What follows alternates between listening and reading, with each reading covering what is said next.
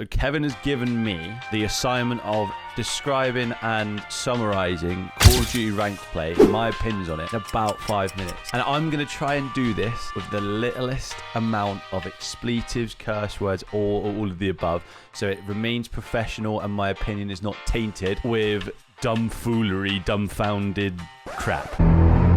Season 1 comes out of ranked play. Class.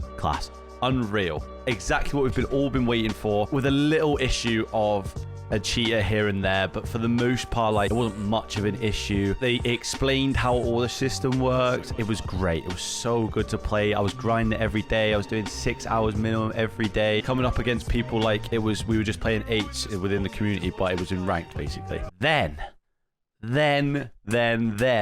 season 2 rolls around, or season whatever season we're in, and it falls apart. We get a anti-cheat update, a Ricochet anti-cheat update that says that it's going to detect more so Cronuses and all this stuff. Fast forward about 2 days after that, there is just, it's riddled with spin botting, aim hacking, absolute clowns who can literally spend $2-3, three quid, whatever it is, on cheats, and it's chalk. The whole scene is chalk. You get a hacker, guaranteed, pretty much a hacker every game, and sometimes it's more than one. There are boosting lobbies, for example, TikTok lives, where they are the ones hacking and they get 3 random people in, and it's chalk. You then get the 2-3 mans just dotting about. It's so unplayable right now. Unplayable to the point, yeah, where I have a cheat account on my stream every day, and literally I had 19 cheaters in just like a few hours. How does this not get detected? Look at this shit. Look at this.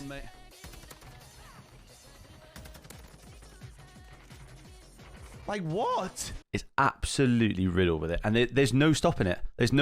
I've even gone as far to basically interview and do like a mini little interview with a hacker that stream snipes me, sits there, waits for me to queue up, whether I've blacked out my screen, I've done a full cam, he's in my game. I've gone in an interview with him. He's explained to me the way that they get around it. You're able to buy accounts for as little as £8, which is probably like $10, $11, right? For that little that have accounts in it every day, they get usually picked up within 24, 48 hours. But by the time they've bought the account and people have paid them to boost them, they've made profit. So they don't care. It's over and over and over again. Even if they wanted to keep an account and it got hardware banned, for example, because they do hardware bans on accounts, they have spoofers. They have spoofers that they can go and buy as in addition to the hacks that they have. So what do? How would you sit there and fix it? Because if they IP ban them, VPN. If they hardware ban them, they get a spoofer and it changes the hardware ID and then they can just play again. What do? There has to be some sort of solution, because in Warzone, for example, when they detect cheaters, they turn the enemy invisible, or the bullets don't do any damage, or anything like that. I am convinced to this day that the anti-cheat does not exist in Call of Duty multiplayer.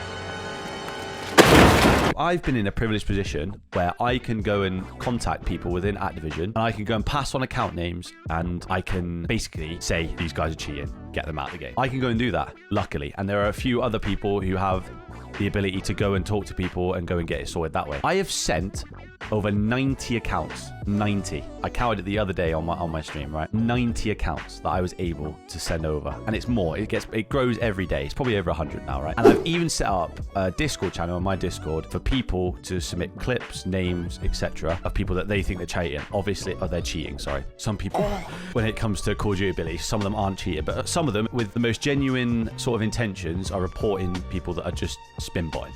Just like walls, aim hacks, everything you could think of, every cheat that you could think of. And I know for a fact that some of them are still on the game. And the people that I have sent over, at the start, it was decent. But I imagine because there's just vast like volume of them that end up actually getting into the game, there's just no way that they can keep up and keep banning them. And like I said, when you ban them, I've literally had this from a person who does the boosting. Like, I came across them in my lobby and they explained how it all works. They just buy more accounts. They're constantly in profit. So why would they sit there and stop? It's not a chore to them. They're making money from it. It will take them 10 minutes to get a new account, have it set up on their Battle.net, and then off they go again, or Steam, or whatever platform they're on. And like I said, this is the rank play system we've all been gagging for. Daddy, chill. Like, we've all been gagging for this rank play system for so long, since World War II. World War II was the last time that we had like a reputable sort of like quality rank play system with ranks, elo, the leaderboard as well. Like, and I thank them for finally listening and implementing some sort of competitive thing.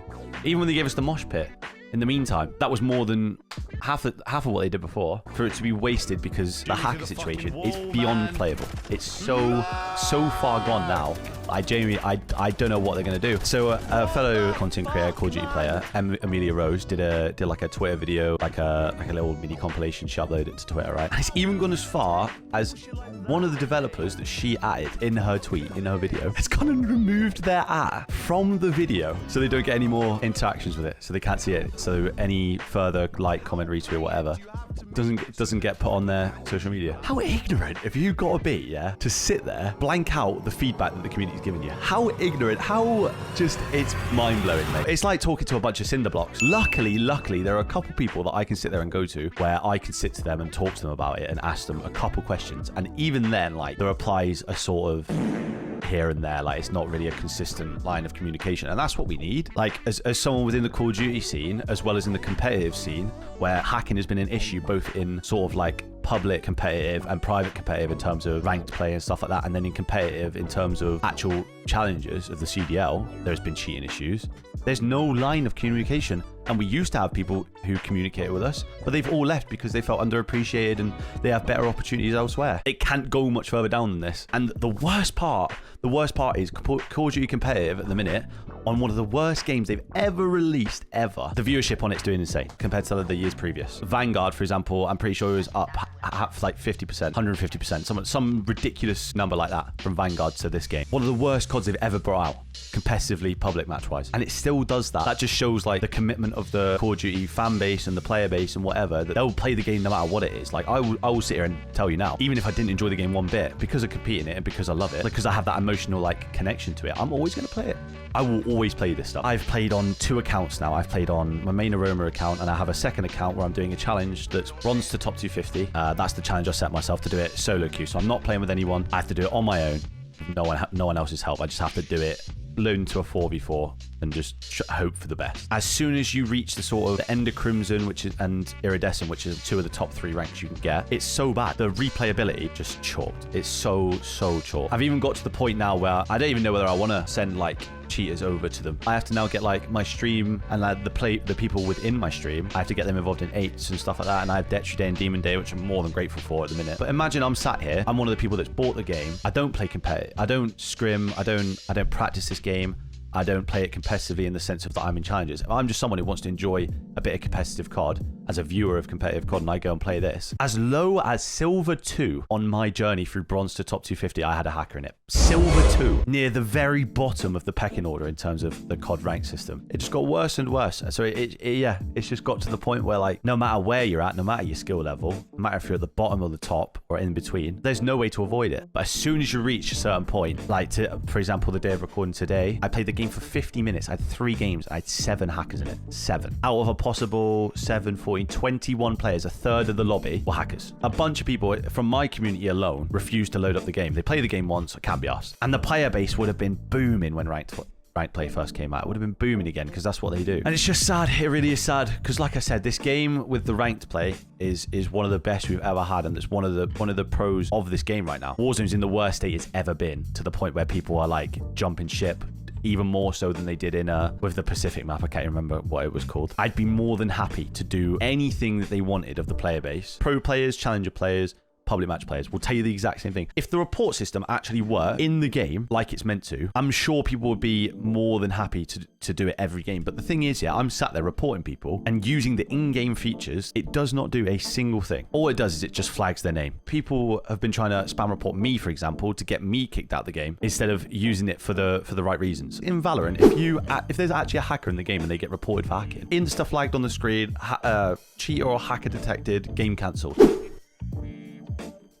Hello? This COD with ranked is great, but the game, if it's not already pretty much dead, is gonna die because they fail to recognize the situation the game is in, the player base is in. Even when I ask questions to the people I'm grateful for who have reached out to me about the issues that are going on right now, the only time I ever got a reply was when I went to do my bronze to top 250, because people who, for example, Tommy did the exact same thing as me when he tried to solo queue to top 250. And because the report feature in the game is so useless, it would shadow ban him when he was in the lower ranks because they thought he was cheating. But the cheaters who are hacking their twat off. Don't get banned. Don't get shadow banned. This is my plea to you. This is my plea. Do something. For the love of God.